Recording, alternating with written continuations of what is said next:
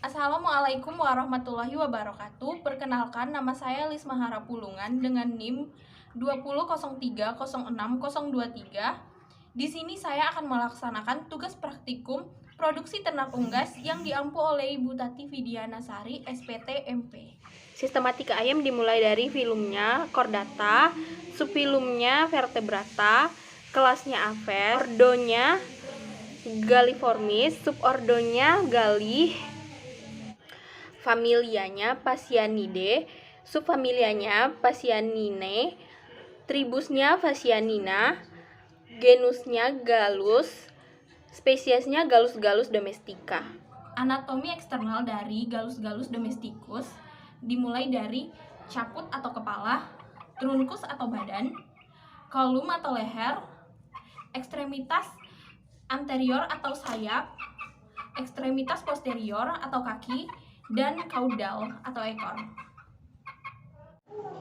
Caput terdiri dari rostrum yang disusun oleh maksilar rahang atas dan mandibula rahang bawah, capum oris atau rongga mulut, nares anterioris atau lubang hidung, organon visus atau mata, sclera atau tonjolan yang berada di atas kepala. Namun ayam ini tidak punya parus acusticus externus atau lubang telinga. Berdasarkan letaknya, bulu terbagi menjadi tectricus atau bulu yang menutupi seluruh badan,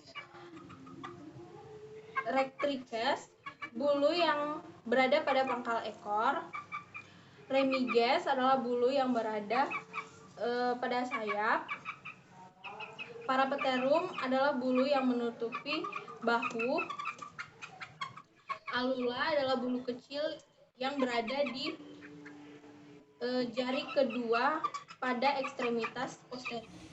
Menurut susunan anatomisnya, bulu terbagi menjadi 3, yaitu 1. Plumae, yaitu bulu yang biasanya terdapat pada ekor dan sayap.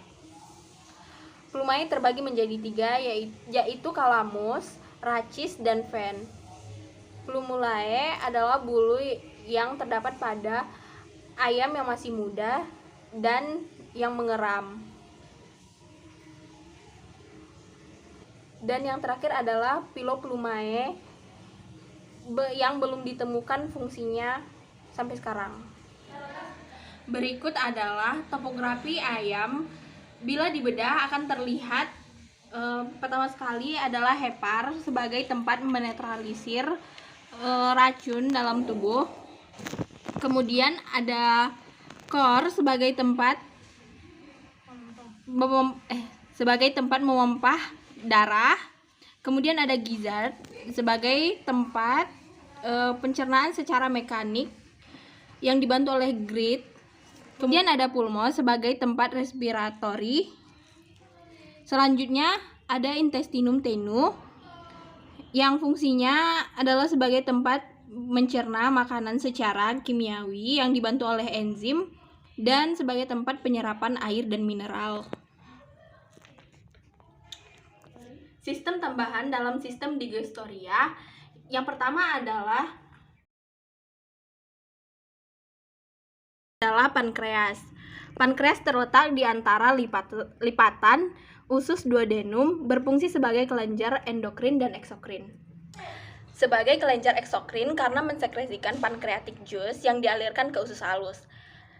Trypsinogen diaktifkan di dalam usus halus oleh enterokinase menjadi tripsin yang mengaktifkan kimotrypsinogen menjadi kimotrypsin sehingga dapat memecah protein.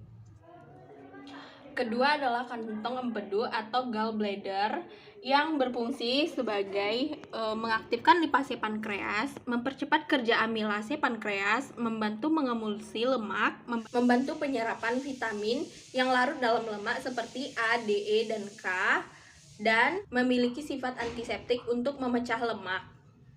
Ketiga adalah hati. Fungsi utama dari hati dalam pencernaan dan absorpsi adalah memproduksi empedu. Sistem digestoria dimulai dari rostrum yaitu paruh, kemudian capum oris, Cavum oris terdapat glandula salivari yang mengandung enzim amilase dan maltase. Glandula salivarius atau kelenjar ludah. Saliva merupakan cairan seromukus yang berfungsi untuk pelumas, untuk memudahkan penelanan melalui parings dan esofagus.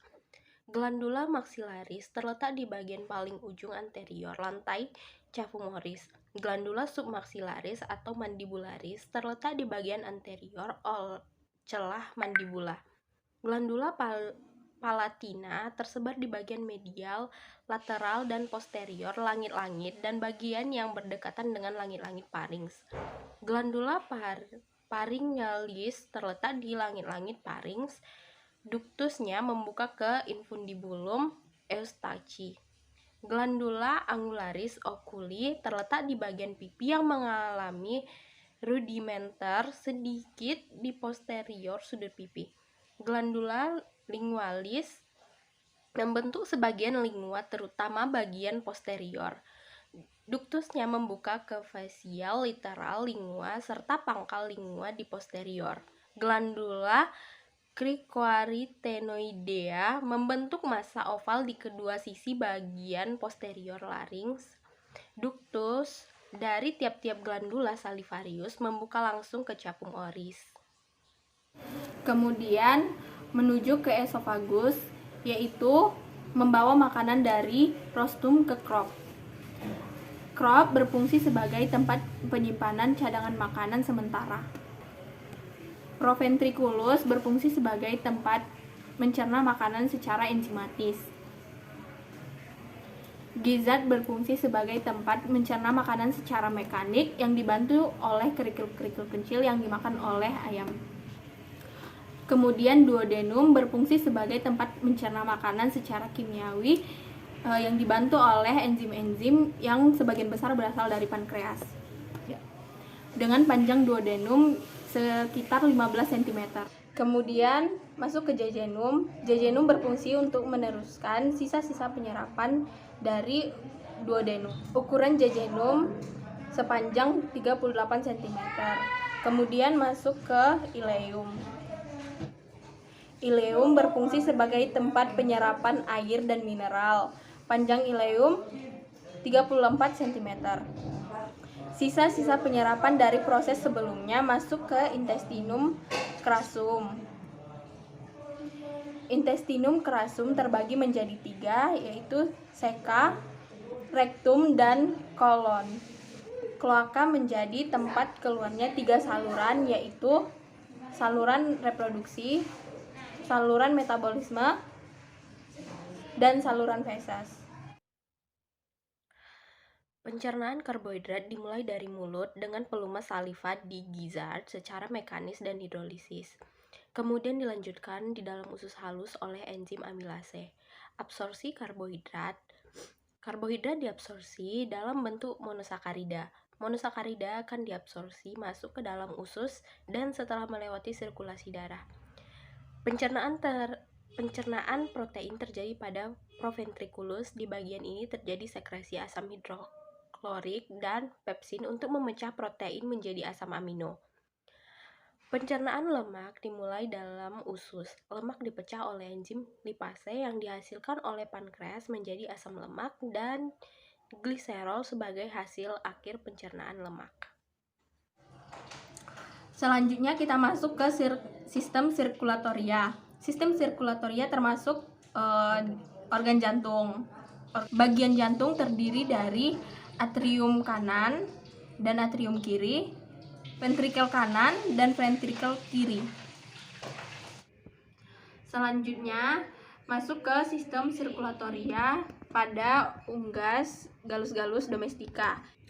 Dimulai dari nares externus, kemudian nares internus, lalu kemudian ke cavum oris, selanjutnya ke glotis yang terdiri dari epiglotis dan rimaglotis, selanjutnya masuk ke laring, setelahnya masuk ke bifurcatio trachealis, selanjutnya masuk ke pulmo dexter dan pulmo sinister. Selanjutnya kita masuk ke sistem nervosum. Nah, sistem nervosum itu otak yang bagian-bagiannya itu dimulai dari cerebrum, cerebellum, medulla oblongata, dan medulla spinalis. Selanjutnya kita masuk ke sistem urogenital pada ternak Gallus domestica betina. Dimulai dari ovari yang fungsinya sebagai penghasil folikel. Kemudian infundibulum menangkap sel telur yang diovulasikan sehingga sel telur masuk ke dalam tuba Fallopi. Kemudian magnum sebagai proses perkembangan telur dalam waktu kurang lebih 3 jam. Selanjutnya isthmus, yang di dalam isthmus berfungsi melindungi telur dari masuknya mikroorganisme. Selanjutnya uterus, yaitu tempat pembentukan telur, mendapatkan kerabang atau kulit telur.